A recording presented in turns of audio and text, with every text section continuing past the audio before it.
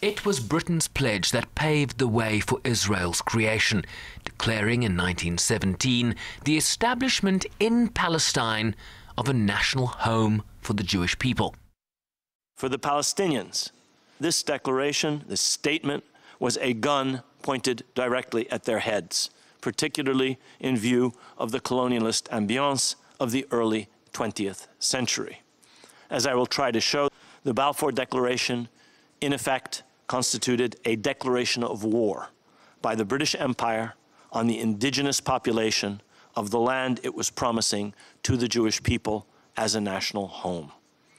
This declaration launched what has become a century-long assault on the Palestinian people aimed at implanting and fostering this national home at their expense.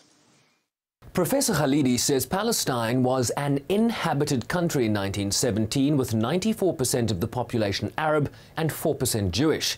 He is highly critical of Balfour's declaration that fails to mention the words Palestinians or Arab, but rather refers to non-Jewish communities in Palestine. He argues that Balfour offered only civil and religious rights, but not political or national rights to Palestinians, who were not told that they too would have a national home, as was ascribed to the Jewish people in the text.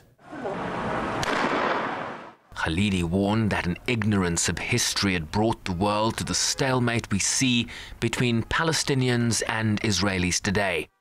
This historical background is essential to understanding why this conflict has lasted for so long, and is essential to understanding how it might be justly resolved.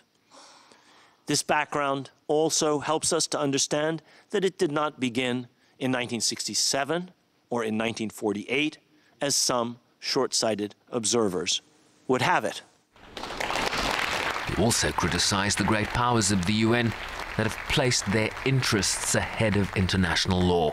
Sherwin Bryceby's SABC News, New York.